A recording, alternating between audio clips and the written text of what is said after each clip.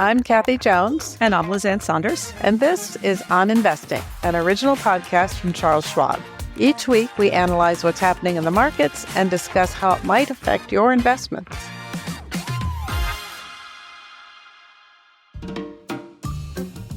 Well, Kathy, it's a shorter week this week thanks to the Labor Day holiday. I don't know about you, but I love me a 4-day work week. I wish we could condense things into 4 days every year. I'm not sure the New York Stock Exchange would abide by those wishes, but we can dream. But we wanted to take the Labor Day holiday as a jumping off point to dig into some of the context and indicators around the labor market in a broader, arguably more evergreen sense. Now, we all know there are a few headline numbers that tend to garner most of the attention when they're released. So within the monthly jobs report, you get the payrolls number, you get the unemployment rate. Then on a weekly basis, we get initial jobless claims, continuing claims.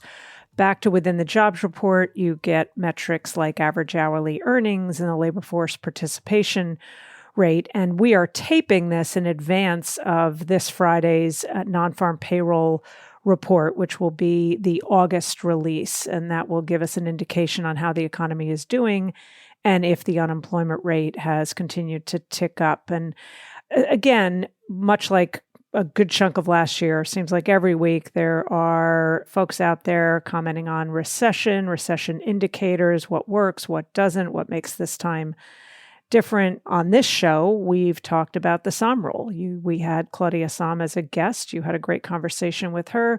We've talked about leading economic indicators, the inverted yield curve, as metrics that maybe aren't as powerful in terms of sort of recession timing as they've been in the past. You know, the SOM rule is one that's particularly interesting. Many people who can't necessarily explain the SOM rule or the yield curve understand the employment rate. And what I found most interesting about the SOM rule having triggered with the most recent release prior to the one coming on this Friday is that even Claudia herself has not so much pushed back on the rule, but maybe provided some caveats. So I don't know if you have any thought on that, Kathy. Well, I think Claudia's articulated it pretty well that this cycle is different, that we've had a significant amount of fiscal stimulus going into the cycle as opposed to responding to a downturn in the economy by the government actually kicking in those fiscal stabilizers for the downturn. I think that that's probably the big change there. But I do think what we're seeing in the data right now is just a normalization, a return to sort of pre-pandemic labor market, or even a little bit softer than the labor market that we had pre-pandemic. Today's JOLTS report showed, the quits rate is down quite a bit now, meaning fewer people are, voluntarily leaving their jobs, which is usually an indication that they're more concerned about, finding another job if they need to. And the job openings number is now down to where it was in 2021. So, I think what we're seeing is that normalization. And as we've talked about a number of times, Lizanne, this has been a really tough labor market to analyze, a really tough cycle to analyze with all of the cyclical data. And I think that that's kind of where we are right now with that. But it doesn't look like we're in recession at this stage of the game. So there's that. I think it's kind of nice to be able to focus on the labor data the same week as we have Labor Day. As you mentioned, it's great to have a 4-day week, but a little background on Labor Day. It has been a federal holiday since 1894. Prior to 1894, about 10 years ahead of that, President Chester Arthur signed the law establishing the Federal Bureau of Labor, and it was then placed in the Department of the Interior. So we didn't actually have a labor department until much later. The background is in the 1870s and 1880s, labor leaders were really focused on creating bureaus of labor statistics at the state level, much as they had agricultural statistics at the state level and still do. That was kind of the way in the United States you gathered data. And then a dozen states had their own bureaus by the time the Federal Bureau was established.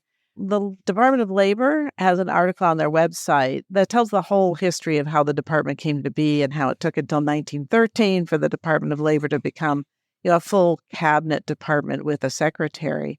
And we can link to that article in the show notes. But a couple of things always stand out to me about the labor market now versus originally. Much of the push for having a labor department came out of the Industrial Revolution and out of the organization of workers in various ways and unionization. Having grown up in the Midwest, the Haymarket riots in Chicago in 1886 were kind of a foundational part of our history study. We knew all about it. We visited the Haymarket Square. We kind of learned about labor and unionization and industrialization sort of went hand in hand. So it's a really interesting long history. But the other little factoid that always sticks with me is, in the early 1900s, about 40 to 50% of the people in the U.S. economy were agricultural workers. And now it's down to less than 10%. It's a pretty small fraction. So we've really seen this huge shift in the labor market sort of broadly over the last 100 years or so to go from an agricultural to industrial and now a service sector economy. And that's why we look at non-farm payrolls. If you included the farm population, it would be seasonal, it would be hard to adjust, it would be a whole different story. So that's why it's separated out.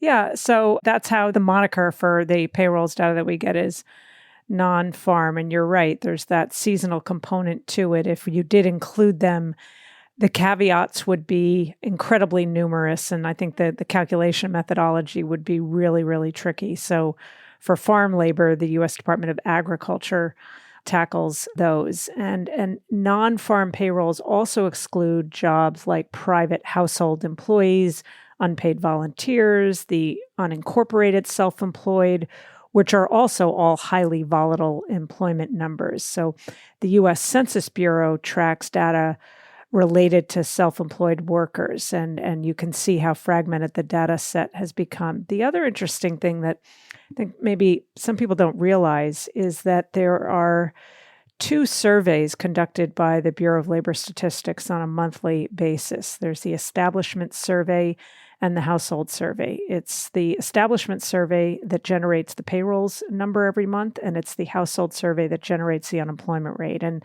the payroll survey is basically a survey of companies, so it's counting jobs, whereas the Household Survey is a survey of people.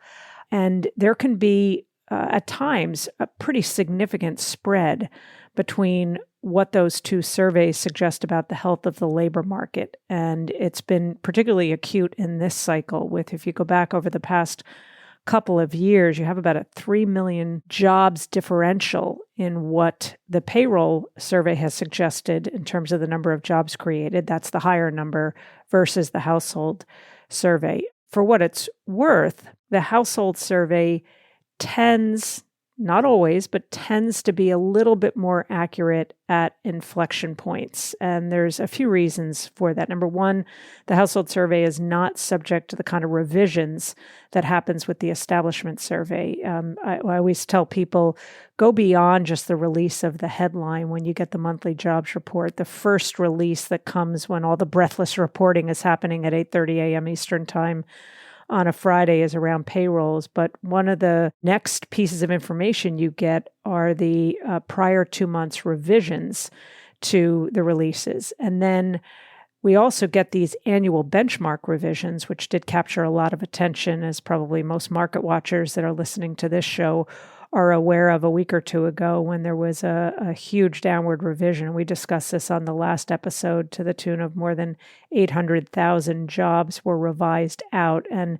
that's in part due to assumptions and estimates that the BLS makes about the labor market, and in particular, the birth-death model, which is not the birth and death of people. It's the estimated birth and death of businesses. And at inflection points, meaning when the economy is slowing, particularly if we're heading into a recession, which at this point it doesn't look like that's the case right now, you tend to see an overestimation of business births and an underestimation of business deaths. And that helps to explain why some of these benchmark revisions can be fairly significant.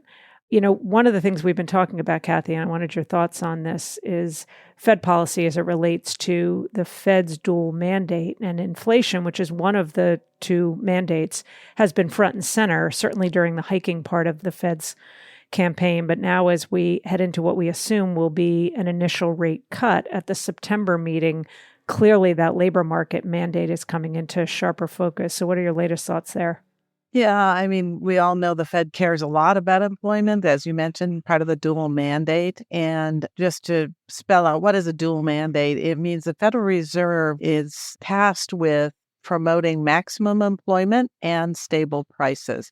And that's the balance that they try to achieve when they're setting policies. So how do you keep inflation down without putting too many people out of work and vice versa, right? And so this is why the job is not as easy as it maybe sounds or it looks on paper, because those are, moving targets at all times. It's not a steady as you go thing very often. So it's a balancing act, a teeter-totter that they have to maneuver all the time without overthinking it and overdoing it and moving rates around constantly. So, maximum employment is vital to a strong economy. It boosts productivity, and that's been one of the great things about this cycle. It looks like we've seen a real burst in productivity, which is fantastic. It promotes business investment, increases innovation, helps the long run growth potential. Having a rising pool of labor helps the whole economy. So nobody at the Fed wants to kill that. On the other hand, they don't want the labor market to be so strong that it drives consumer demand to excesses that drives inflation. So this is where, they are right now, with the labor market showing signs of really cooling off at the same time where inflation is pretty much at target or very close to that 2% target. So now they're trying to recalibrate and say, okay, now we've got inflation where we want it to be. We have to try to get the job market to steady here. We don't want to sacrifice too many jobs on the altar of stable inflation once we've gotten that stable inflation. So, we'll see. We're still looking for 25 basis points in rate cuts at the September meeting, but there is a growing thought process out there that maybe they'll go 50 just to get the ball rolling. I still doubt it. I still think this is a steady as she goes kind of Fed. What do you think it would take in terms of this Friday's jobs report that would move that needle in terms of expectations around 25 versus 50? Yeah, I think the expectation for job growth in this report is actually fairly strong, like around 160, 170,000 to make up for the shortfall last month and some of the seasonal factors there, the hurricane factors, et cetera. So if we were to come in, close again to last month's level, around 110, 115, something like that, and you were to see, hours worked drop, I think it's really important to look at the hours worked, because you can have a job, but if your employer says, oh, fine, we want to keep you on the payroll, but we can't give you as many hours, well, your income is dropping, right? Your earnings are dropping, and that's going to slow the economy. And that's often what happens early in the cutting cycle, when employers aren't ready to lay people off because they're not really sure if that's the right thing to do, but they will cut back the hours because the demand is down. So it's a really crucial thing to watch on there. So if we were to see kind of widespread deterioration and maybe downward revisions to last time, then I think we could talk about 50. And this is just a judgment call on the part of the Fed, right? This is not according to any rules. There's no algebra we can apply to this decision. This is how the various members look at where we're going in the future. So I think that it will raise the odds if it's a very weak report relative to expectations, but it's still not a slam dunk, because the kind of messaging we're getting from still the majority at the Fed seems to be they want to take it step by step, baby steps, to make sure that they're on the right track. Yeah, I wanted to throw in another indicator too that has a great historic correlation with official unemployment numbers. And so the unemployment rate from its low of 3.4% is now up to 4.3%. So almost a full percentage increase. And as we've talked about on this program, you don't tend to see the unemployment rate, once it inflects, to just kind of bounce around at a low level. Once it starts to move higher, it continues to move higher, and vice versa when you're on the other end of the spectrum and you inflect on the way down. But there is a key labor indicator that doesn't capture as much attention, perhaps, as things like payrolls and the unemployment rate. And it's something called the labor differential. It's not put out by the Bureau of Labor Statistics. It comes out as part of the Consumer Confidence Report, which is put out by the Conference Board. And it measures jobs hard to get minus jobs plentiful. And that's now at a cycle high of negative 16.1. And that's consistent with a jobless rate of more than 4.5%. And not only does it have a very high historic correlation, there's not much of a lag in that correlation. So now, what we've spent a lot of time on this podcast talking about, and you already touched on, is just how unique this cycle has been. And there's so many cross currents and so many metrics that have not mapped to historic trends. So, we might be throwing this one out again and saying, all right, well, it did not appropriately correlate to a move up. But I just wanted to throw that in as an example. There's a lot of fairly unique things like that are going on in this cycle. And I think it's important if people feel like it's hard to get a job, they may be discouraged from looking for a job.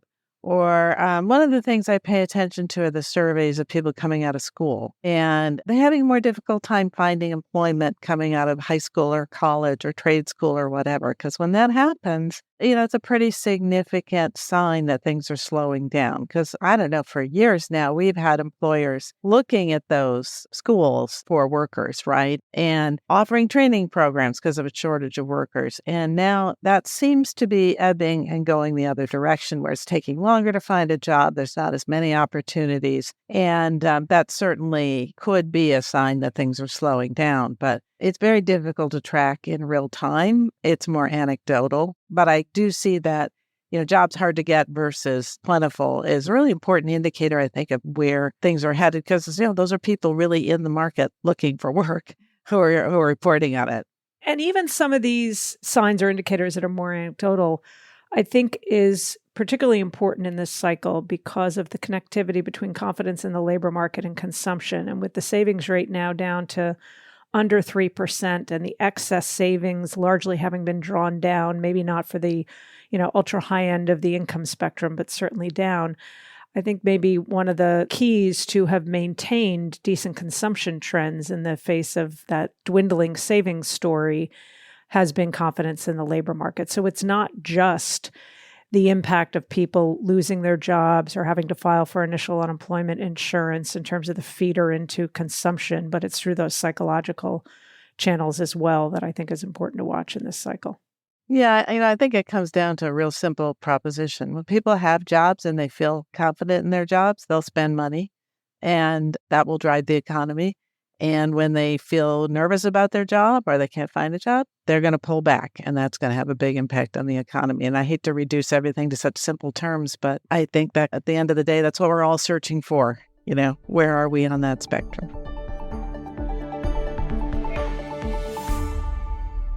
So, Lizanne, that's been a fun Labor Day week update. But now we're heading into mid-September. It's hard to believe. We're going to be looking at the fourth quarter before you know it. But what are you watching for next week as we get into the middle of the month? Well, CPI and PPI, metrics for inflation. So those are obviously paramount. PCE is the Fed's preferred measure, but they also pay attention to CPI and PPI. And we have to remember that once you get CPI and PPI, you can actually map it to what PCE is likely to read. And I would tell people to not just look at the initial releases, headline versus core, but also look at 3-month annualized change and 6-month, those, multi-month trends, which the Fed focuses on. The NFIB data comes out, which is National Federation of Independent Businesses. It tracks what small businesses are doing. And there's a lot of components to that release. There's an overall headline index, but there's a lot of component parts, including questions around what's your single biggest problem, which is inflation has been running number one, but I wouldn't be surprised if that starts to adjust prior to the recent inflation surge, to the point that you made about where we were, a year or two ago, where there were labor shortages and companies were desperate to try to hire people.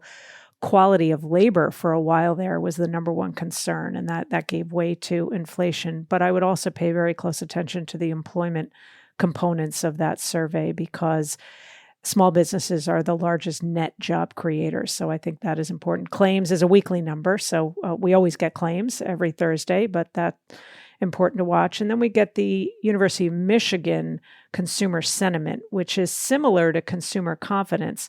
But interestingly, consumer confidence, based on the types of questions that are asked, tends to be geared a little bit more toward what's going on in the labor market, whereas University of Michigan consumer sentiment tends to be biased a little bit more by what's going on with the inflation backdrop. So this could be an interesting switch scenario here, where during the height of the inflation problem, consumer sentiment plunged to all-time lows where consumer confidence kind of hung in there a little bit more because of the labor market being healthier. Now we may have a little bit of this swap starting to happen where you'll see more pressure on consumer confidence if we see weakening in the labor market and maybe some improving sentiment per the improvement in inflation. So what about you, Kathy? What's on your radar? I'm sure it's also CPI and PPI, but what else are you keeping an eye on? Yeah, obviously the inflation numbers are important. But in the broader context, one of the things I've been eyeing is the weakness in commodity prices lately. And I think if you look at oil, if you look at iron ore, as certainly industrial metals, copper, these were all the darlings for a while of the commodity folks, and they've all been plunging. A lot of this has to do with weakness in China and the translation of weakness in China to weakness in Europe, particularly Germany in the manufacturing sector, because they really are tied together. And when I look at that combined with the declining trend in inflation here, I question whether the Fed is really pretty far behind in terms of cutting rates. We have a very tight monetary policy, very high real interest rates that are having an impact on the economy, and inflation's coming down, and now we're getting the global impact is really strong. And of course, there's the Beige Book, which the Fed prepares for its upcoming meeting. So all the districts kind of provide information about what's going on in the local economy. So taking a close look at that. So yeah, kind of a global focus along with the domestic focus for me. I think it's going to be an interesting September. We got a lot going on right now.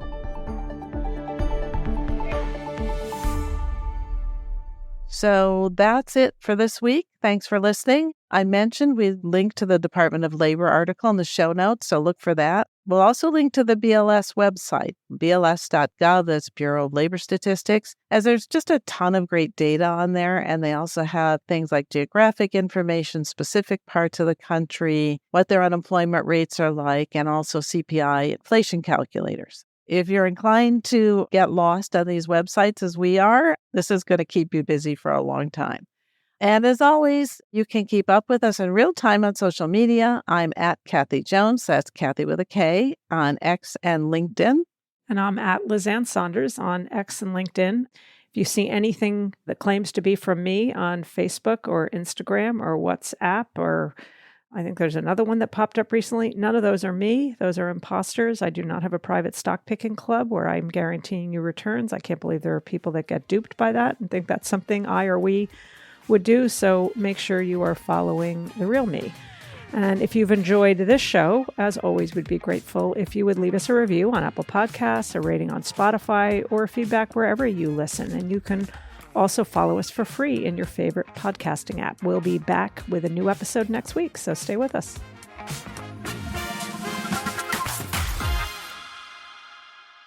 For important disclosures, see the show notes or schwab.com/oninvesting.